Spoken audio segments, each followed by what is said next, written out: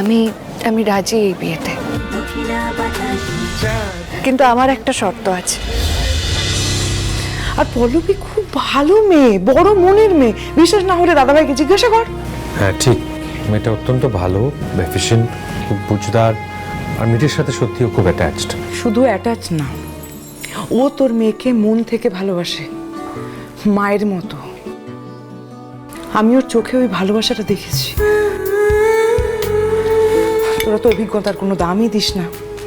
আমি যা করেছি ভেবে চিন্তেই করেছি। হ্যাঁ, এবারে ওনারা মানতে পারবেন কি পারবেন না সেটা সম্পূর্ণ ওনাদের পারিবারিক ব্যাপার, তাই না? আর ঠিক সেটা নিয়েই আমার চিন্তাটা, ওরা কিভাবে রিয়্যাক্ট করবে, বিশেষ করে পল্লব।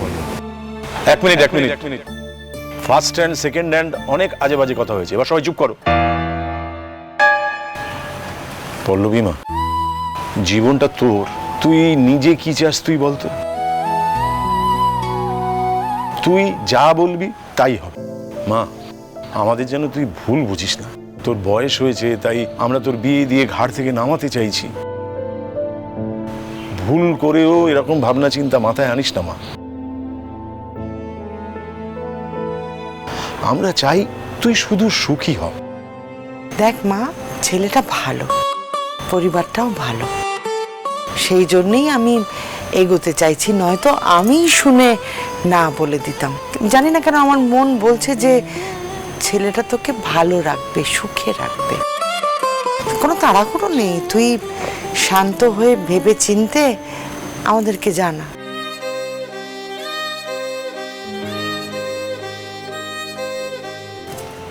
পল্লবী, পল্লবী, জিনু একটু দেখ না। হ্যাঁ যাচ্ছি। মা, পল্লবী আমার আন্ডারে কাজ করে, ভেবে দেখো তো একবার কতটা অস্বস্তি করে প্রপোজালটা ওর কাছে। একটা ছেলে যার অলরেডি একবার বিয়ে হয়ে গেছে, একটা মেয়ে আছে, হঠাৎ করে ওকে তাকে বিয়ে করার কথা ভাবতে হবে। ও তো আমাকে ওই চোখে নাও দেখতে পারে। আমার গাট ফিলিং বলছে ওদের আনসার নই হবে। সুপর্ণা, অলক্ষণে কথা বলা এবারে বন্ধ করো। যদি চুপ করে বসে থাকতে পারো তাহলে বসো, না হলে ঘরে যাও। মা, বলার ওপর শুধুমাত্র তুমি রাগ করো না, বরঞ্চ ভাবো যে তুমি যে প্রপোজালটা দিয়ে এসছো সেটা নিয়ে ওদিকে কি হচ্ছে, কতটা অস্বস্তিতে পড়েছে বলো তো মেয়েটা। ভদ্রভাবে ভালোভাবে না বলে দিক, সেটাই মঙ্গলের হবে। পল্লবী আমার থেকে অনেক ভালো, আই মিন সিঙ্গেল ছেলে পেতে পারে না।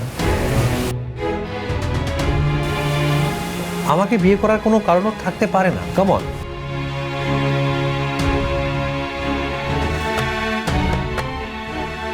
কমলা, আমরা তো পল্লবীর কাছে কিছু লুকোইনি। আমাদের মনের কথাটা তো ওকে স্পষ্ট করেই বলেছি। তুমি মন শান্ত করো, ওকে একটু সময় দাও। হ্যাঁ সেই দেখো, আমিও শুরুতে নাই করেছিলাম, কিন্তু এখন মায়ের কথা শুনে মনে হচ্ছে মন্দ কি। ভেবে দেখো, ছেলের মা বাড়ি বয়ে সম্বন্ধ নিয়ে এসেছেন, তার মানে পল্লবীকে ওনারা মন থেকে চান। আর ছেলেও তো বেশ পয়সাওয়ালা ঘরে, নিজের অত বড় ব্যবসা, আমাদের পল্লবী সুখেই থাকবে। আরে ভালো থাকার জন্য টাকা পয়সায় সব, পাড়াপড়শি কি বলবে? বলবে একটা পয়সাওয়ালা ছেলে পেয়ে একটা দোজবারের সাথে আমার বোনের বিয়ে দিয়ে পার করিয়ে দিল, সবাই হাসাহাসি করবে। নিচে তো একটা অকুমার ঢেকি, বউয়ের পয়সায় ঘরে বসে খায়, তখন লোকজনের হাসাহাসি কথা মনে থাকে না।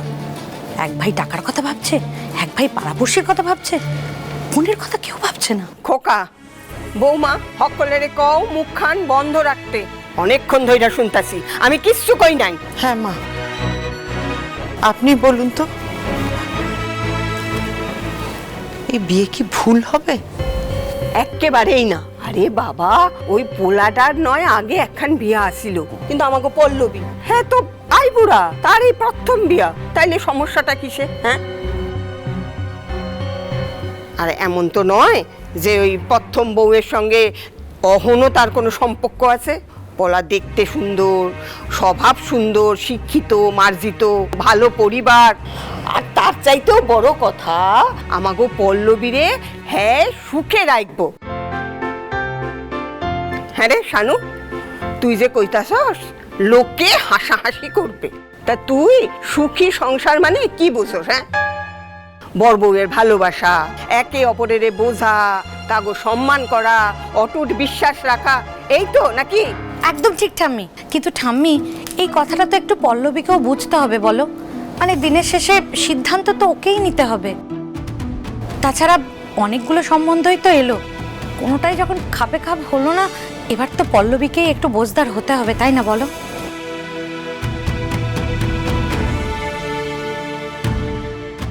ঠিক আছে, এবার সবাই চুপ করো। এবার পল্লবী যে সিদ্ধান্ত নেবে সেটাই আমরা মেনে নেব। ও সময় নিক, ও নিজের মুখে কিছু না বলা অবধি আমরা কেউ আর একটা কথা বলবো না, কেউ না। কিন্তু সে তো কিছু বললোই না, সোজা উঠে ঘরে চলে গেল। আরে এভাবেই কি আইবুড়ো হয়ে সারা জীবন বাড়িতে বসে থাকবে নাকি? না বাবা দেখো, আমি কিন্তু একবারও বলছি না আমরা ওকে ফেলে দেবো। খাওয়াবো, পড়াবো, সব দায়িত্ব পালন করব। কিন্তু তোমাদেরও তো ভাবতে হবে। দেখো দেখো, ঠাম্মা আছে, রাজু আছে, আর তোমরা এভাবে আর কতদিন চলবে? হ্যাঁ, তোমাদেরও তো বয়স হচ্ছে, সব দায়িত্ব তো আমাদের ওপরই এসে পড়বে, বোঝা তো আমাদেরই ওপর বাড়বে। সাবর, চুপ কর, একদম চুপ কর। অনেক বলেছিস, একটু বেশি বলে ফেলেছিস, তাই না? বোঝা মানে পল্লবী আমাদের মেয়ে নয়, তোর বোন নয়, পরের ঘরের মেয়ে। ও না কোনোদিন কারোর উপর বোঝা ছিল, না আছে, না হবে। যতদিন ওর মা বাবা বেঁচে আছে ততদিন ওকে এ নিয়ে কিচ্ছু ভাবতে হবে না। আমি ওর মা হয়ে বলছি, পল্লবীর সংসার গুছিয়ে দেওয়া না পর্যন্ত আমি চোখ বুঝবো না। কমলা, এসব আবার কি বলছো তুমি? আমি জ্ঞান তো কোনোদিন কারোর কোনো ক্ষতি করিনি, তাই আমার বিশ্বাস যে মা কালী আমার কোনো ক্ষতি করবেন না। তাই তোমাদের দয়া করে বলছি, তোমরা চুপ করো, চুপ করো, চুপ করো, একটু চুপ করো। মা, কি হয়েছে মা? কাঁদছিস কেন তুই? একদম কাঁদবি না, যে যাই বলুক কারু কথা কানে তুলবি না। আচ্ছা মা, আমি যদি এই বিয়েতে রাজি হই, তুমি খুশি হবে? না না, কোনো তাড়াহুড়ো নেই মা, তুই সময় নে, ভেবে চিনতে জানা। দেখ, আমার শুধু একটাই স্বপ্ন যে তুই সুখী হ, ব্যাস। তাহলে ধরে নাও তোমার মা কালী তোমার সেই স্বপ্ন পূরণ করেছে। আমি রাজি এই বিয়েতে। চাঁদ উঠেছে, ফুল ফুটেছে, ছাদনা তলায় কে কোনের বেশে আছে বসে। কিন্তু আমার একটা শর্ত আছে। কি? আমার যে কুষ্টির দোষ, সেই সত্যিটা তোমরা সাগর স্যারদের জানাবে।